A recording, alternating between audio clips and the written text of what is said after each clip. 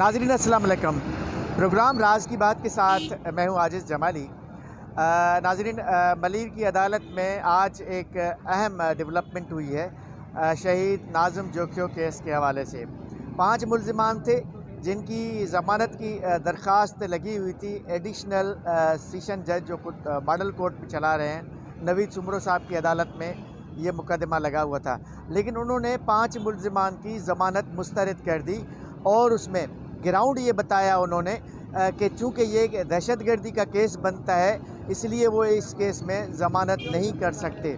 तो इसी बुनियाद पे अभी पूरा मुकदमा चलेगा और फिर दूसरी हियरिंग जो थी वो जुडिशल मजिस्ट्रेट की अदालत में थी जिसमें इन्वेस्टिगेशन पुलिस को चालान पेश करना था, लेकिन आज भी उन्होंने इंटीरियम चालान नहीं पेश किया। अदालत को इन्वेस्टिगेशन अफसर सिराज लाशारी ने बताया कि चूँकि अब नया रुख हो गया है केस का और एडिशनल सेशन जज ने 780A की बात की है तो उनको मोहलत दी जाए, लिहाजा वो आने वाली पेशी पे चालान पेश करें। तो 17 तक जो है समाअत मुलतवी हो गई है। 17 जनवरी को दोबारा ये समाअत होगी जिसमें जो इन्वेस्टिगेशन अफसर हैं सिराज लाशारी वो चालान पेश करेंगे। अब देखना ये है कि वो चालान पेश करते हैं या नहीं। लेकिन इस केस के हवाले से वकला क्या कहते हैं, मुद्दई क्या कहते हैं, मुख्तलिफ वकला से सिविल सोसाइटी के नुमाइंदे आज भी इस केस के मौका पे यहाँ पे मौजूद थे। इन सब से हमने बात की है। पहले आइए आपको वो बातचीत सुनवाते हैं। अच्छा मज़हर साहब, अभी जो हियरिंग हुई ये और ख़ास तौर पे इससे भी अहम हियरिंग आज सुबह में हुई है जो बेल की थी, तो उसमें यहाँ ये बात भी आई है, कोई 780A की भी बात हो रही है। थोड़ा सा इसका ब्रीफ बता दें कि क्या हुआ।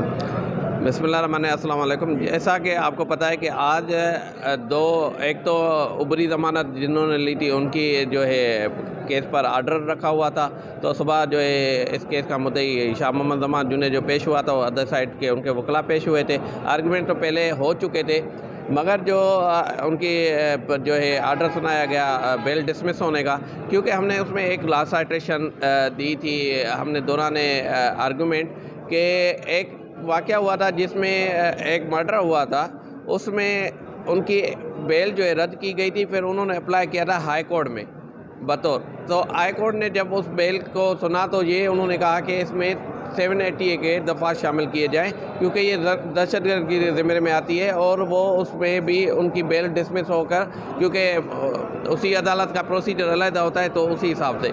तो इस केस के हवाले से भी जज साहब का को भी पता है और सोशल मीडिया के थ्रू भी पता है कि हमने इंटीरियम चालान के बाद जो है हमने 190 की एप्लीकेशन मूव की हुई है, उसमें भी आज हेयरिंग रखी हुई थी। अगर वो चालान जो भी जमा होता अगर उसमें दफ़ार लग जाते तो 190 जो एप्लीकेशन हमने मूव की थी उससे हमें विड्रा करना पड़ता।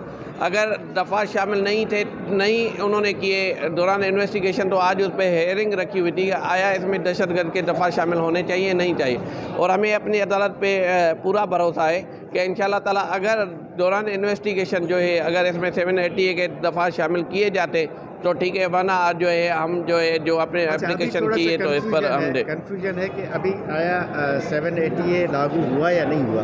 सर अभी तक जो है फाइनल चालान ही हमारे सामने नज़र में नहीं आया, क्योंकि यहाँ इस केस को नहीं वो मैं सुबह की जो डिसीजन है उस हवाले से अभी तक जो है शामिल नहीं हुआ, 780 का दफ़ा शामिल नहीं हुए अभी तक, क्योंकि आज वो चालान जमा होना था मगर उन्होंने टाइम ले लिया है। 17 तारीख को जो है इस पे पेशी फिर दोबारा पेशी रखी गई है। अगर 17 तारीख को चालान आ जाता है तो पहले हम उसकी कापी लेंगे, उसके बाद 190 पे एप्लीकेशन पे हम हियरिंग करेंगे इंशाल्लाह ताला। जो है हमें तवक्को है कि 780। अफजल, आप क्या कहोगे आज की ज़ाहिर के हियरिंग के हवाले से, स्पेशली कि एक तो मुल्ज़िमान की बेल रिजेक्ट हुई है, दूसरा दहशतगर्दी का जो बोल रहे हैं 780A लगना चाहिए, क्या कहेंगे? जी बिल्कुल, बड़ी मेहरबानी, आप आज भी हमारे साथ आए।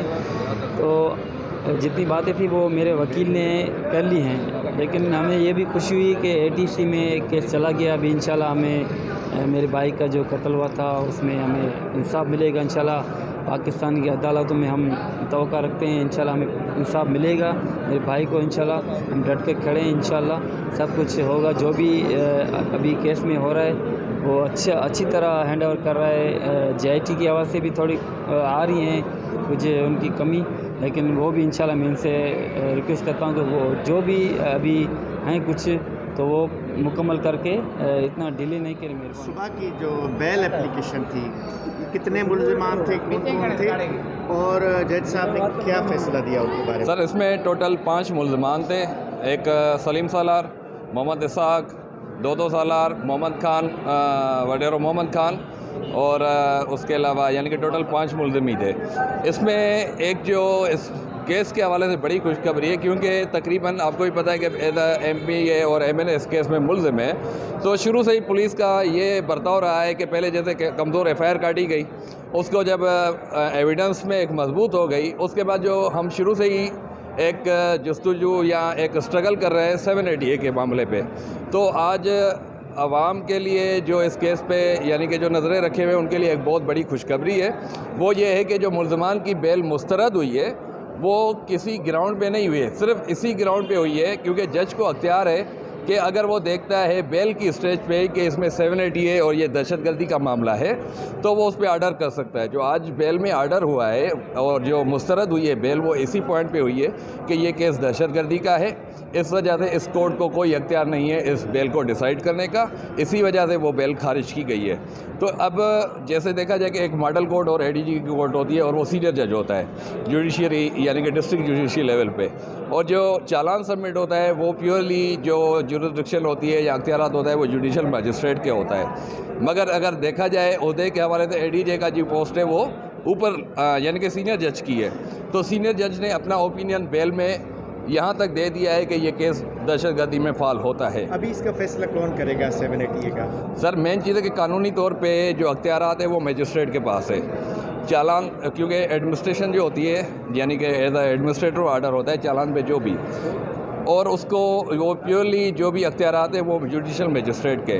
अब जब 190 की एप्लीकेशन ऑलरेडी हमने फ़ाइल की हुई है और समझे कि ये जो आर्डर हुआ है बेल का मुस्तरद का, इसमें क्लियरली ओपिनियन एक सीनियर जज ने दे दिया है कि ये केस दहशतगर्दी का है। जब और हमें पेश होगा तो ये हो सकता है। जी सर, और हमें उम्मीद है कि एज बीइंग अ जूनियर जज वो सीनियर जज के उस ओपिनियन को फॉलो करते हुए चालान के टाइम पे 780A के दफ़ा शामिल करने का ऑर्डर करेगा और यही IO को डायरेक्शन देगा कि यही चालान आप 780A की यानी कि ATC कोर्ट के एडमिनिस्ट्रेटिव जज के पास ये चालान जमा करवाएं। बात ये हुई है आज के इस बुनियाद पे मुल्ज़िमान की ज़मानत 5 मुल्ज़िमान की रिजेक्ट हुई है कि जज साहब ने कहा कि ये 780A का केस है, एक ग्राउंड दिया है 780A का, और आप पहले दिन से ये डिमांड कर रहे हैं जुडिशल मजिस्ट्रेट से कि ये 780A का केस है और लागू होना चाहिए।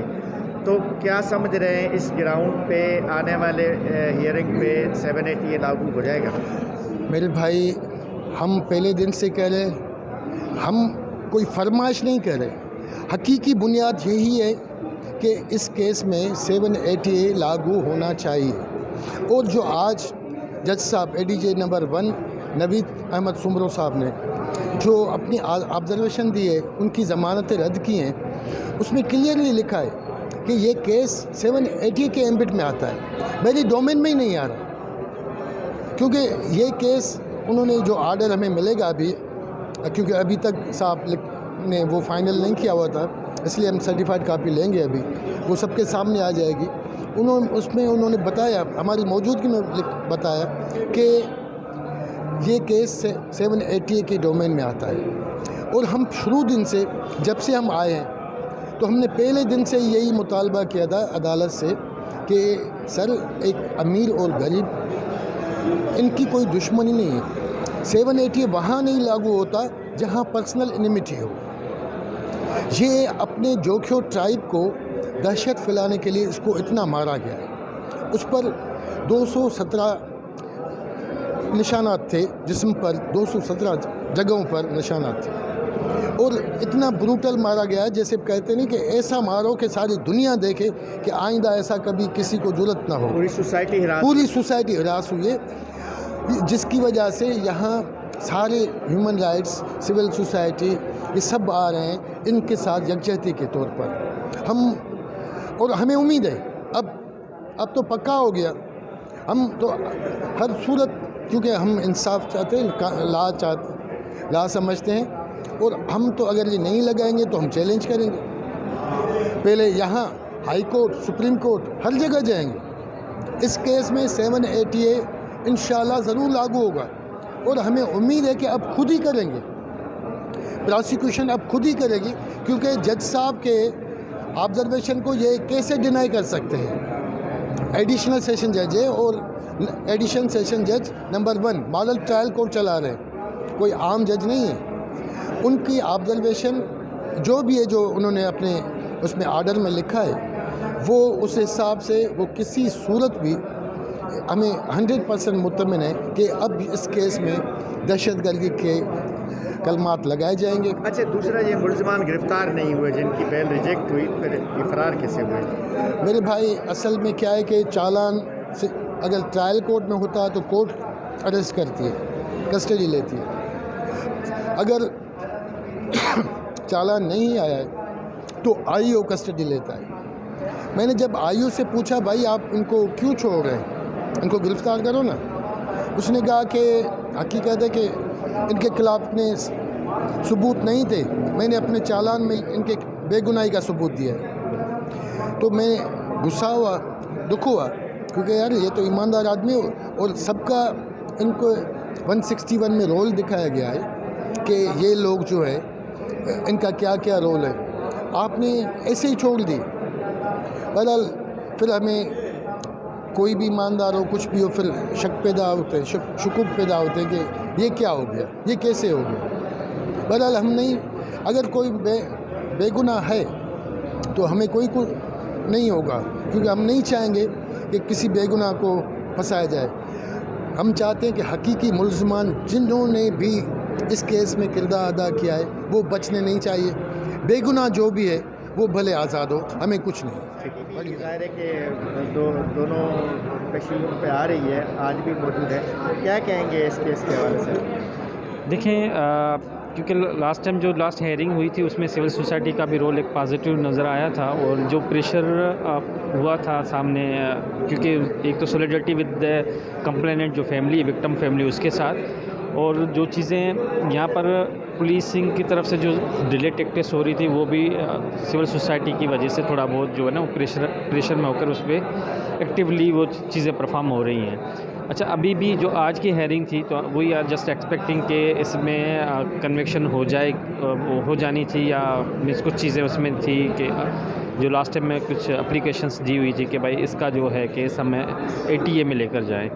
तो आज की जो सुबह हेयरिंग हुई है जिसमें बेल कैंसिल की थी, उसके जो जज कंसर्न जज था तो उसने भी वो कहा था कि भाई ये जो केस है ये आपका ATA में जाना चाहिए। तो वी आर जस्ट एक्सपेक्टिंग, ये पॉजिटिव इनिशिएटिव है कि ये केस ATA में। तो आपने सुना, अब ये एक बात सामने आ रही है कि इस मुकदमे में दहशतगर्दी का एक्ट नाफिज होना यकीनी लग रहा है। ऐसे लग रहा है कि अब जो पूरा प्रोसीजर हुआ है उसमें इम्कान ये पैदा हो गया है कि आने वाली समाअत के मौका पे ये मुमकिन है कि इसी नाजिम जोखियो कत्ल केस में तमाम मुल्ज़िमान पर, यानी MPA जाम अवैस, MNA जाम अब्दुल करीम और दीगर जितने भी मुल्ज़िमान हैं उन पे इंसदाद दहशतगर्दी का जो एक्ट है वो लागू होगा। तो 780 लागू होने का बाद इस केस का एक बिल्कुल नया रुख होगा। अब 17 को फिर हियरिंग रखी गई है, देखते हैं कि 17 जनवरी को क्या होता है। आने वाले प्रोग्राम तक अपने मेज़बान आजिज़ जमाली को दीजिएगा इजाज़त। अल्लाह हाफ़िज़।